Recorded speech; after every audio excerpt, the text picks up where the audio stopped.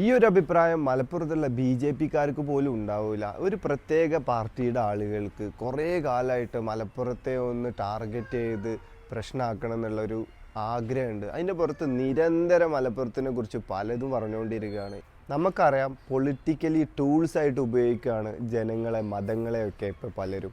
അതിൻ്റെ ഭാഗമായിട്ടുള്ള അജണ്ടകളാണ് ഈ പറഞ്ഞുകൊണ്ടിരിക്കുന്നത്. ഇതെല്ലാവർക്കും അറിയുന്ന കാര്യമാണ്.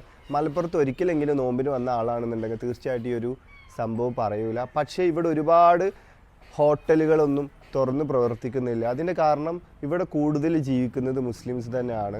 അപ്പോൾ ആ ഒരു ടാർഗറ്റ് ചെയ്യുന്ന ആളുകളില്ല എങ്കിൽ ഒരു പക്ഷേ നമ്മൾ ഹോട്ടലൊക്കെ തുറന്നു വെച്ചിട്ടുണ്ടെങ്കിൽ അതേപോലെ തന്നെ നമുക്ക് സെയിൽ ചെയ്യാൻ പറ്റില്ല. അപ്പോൾ ഒരു പക്ഷേ നഷ്ടങ്ങൾ വരും. പക്ഷേ നോമ്പിന് മാത്രം തുറന്ന് പ്രവർത്തിക്കുന്ന ഒരുപാട് ഹോട്ടലുകൾ മലപ്പുറത്തുണ്ട്. ഒരുപാട് പേര് പോകുന്നതാണ്. അപ്പോൾ അത്തരം സംഭവങ്ങളൊന്നും പറഞ്ഞ് ഇവിടെയുള്ള ആളുകളുടെ ഉള്ളിൽ വിഷം കുത്തിവെക്കാൻ നോക്കണ്ട. ഇവിടെ നമ്മൾ നമ്മളുടെ രീതിയിൽ തന്നെയാണ് ജീവിക്കുന്നത്. തീർച്ചയായിട്ടും മലപ്പുറം ഡിഫറെൻ്റ് ആണ് ഇത്തരം കാര്യങ്ങളിൽ. ഇവിടെ ഉത്സവവും അതേപോലെ തന്നെ ഓണവും എല്ലാവരും അങ്ങോട്ടും ഇങ്ങോട്ടും ഒക്കെ തന്നെയാണ് ആസ്വദിച്ച് അതൊക്കെ ഇങ്ങനെ മുന്നോട്ട് കൊണ്ടുപോകുന്നത്. അപ്പോൾ ഇവിടെ നിങ്ങൾ കുളം കലക്കാൻ നിൽക്കണ്ട. ഇത് ഇവിടെ ഒന്നും നടക്കില്ല. എല്ലാവരും നിങ്ങളെ ഒറ്റപ്പെടുത്തേ ഉള്ളൂ. മലപ്പുറം ഡിഫറെൻ്റ് തന്നെയാണ്. അത് ഇത്തരം കാര്യങ്ങൾ കൊണ്ടാണ് മതസൗഹാർദ്ദം എന്നൊക്കെ പറയുന്നത് ഏറ്റവും കൂടുതൽ മലപ്പുറത്ത് തന്നെ ആയിരിക്കും ഉള്ളത്.